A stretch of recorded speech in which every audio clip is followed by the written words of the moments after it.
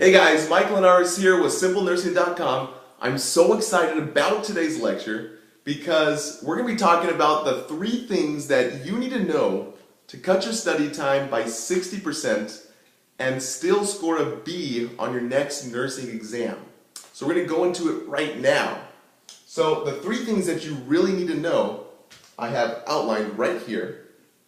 But before I start with this, I just need to say that this video is really going to help you cut study time, so watch me please. Don't log off. Watch me.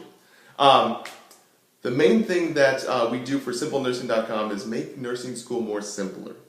So I never forget my first day in nursing school where they say, to students who've been out of school for 5 years just waiting to get into school and then finally starting again, who haven't taken a test in a while, say, here's your books, go study.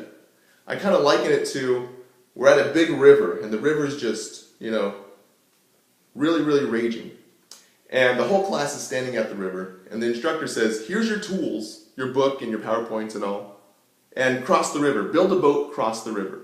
So SimpleNursing.com right now, we're going to give you this speedboat to get across this river. So come on, let's do it.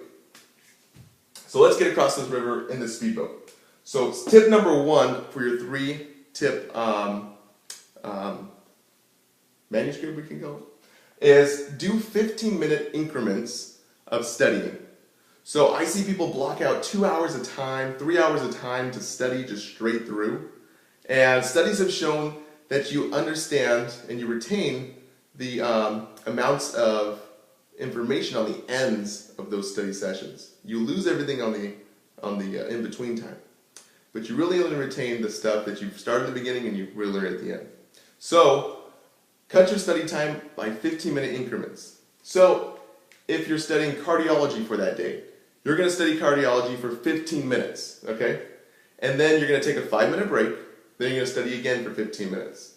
Because we know things like to distract us. So we're going to make a box like this. For 15 minutes, no one's going to distract us. We're going to be in the zone, no Facebook, no kids, no hubby, no making dinner, no taking out the garbage, no answering the phone. This is 15 minutes that you deserve for nursing school. And no one's going to be climbing in that box to pull you out, okay? You're going to be in that box for 15 minutes. Then, after 15 minutes, you can say, okay, great. I can take care of whatever that needs to be done. Anything that gets in that 15-minute box is called a time vampire. They try to suck the blood out of you and suck that time from you. So do not give in to those time vampires. Make those 15-minute increments. Now, how many 15-minute increments can you make? As much as you want. You can do up to 5, 6, 7, but make sure they're 15 minutes long. Set your timer. I usually set my timer around 12 minutes, and that really tells my mind, okay, we just need to wrap this up for this study session. Because when I read and when I go through my PowerPoints or if you're going through a book, you're highlighting, right? And you're highlighting the most important information to go back and restudy that information. So here's tip number 2.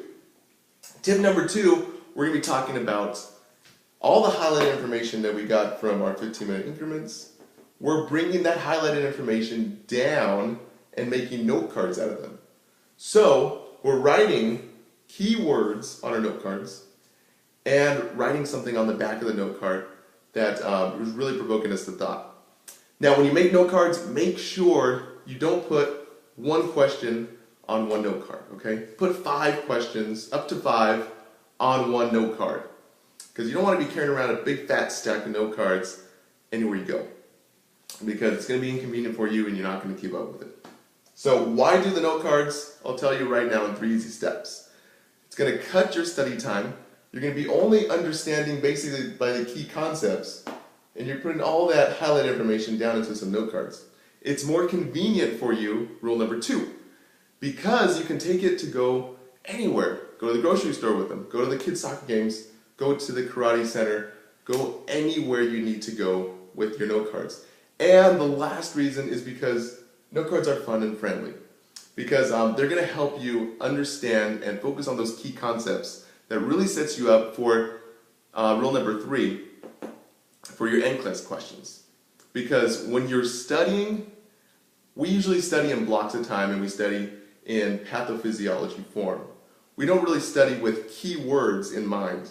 And you have to think about keywords when you're taking NCLEX questions, and or when you're taking your nursing school test questions, because they're going to give you a question, and there's keywords in that question that relate to one of the 4 answers or 5 answers, or choose all that apply in your multiple choice questions below. So you need to be making sure you're taking out those key words and applying it to what answer that fits best in the key below.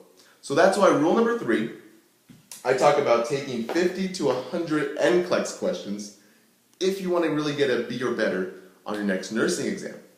Because the more questions you take, the more comfortable you're going to feel in that test, and better you're going to do at the end of school when you're taking the NCLEX. So guys, NCLEX free questions, we have them at simplenursing.com, and you have an all-access pass, basically to get as many NCLEX questions as you like. We give you the link to the website, so become a member at Simple Nursing, and hopefully these 3 steps helped you to become a better student and cut your study time. Thanks so much for watching, guys.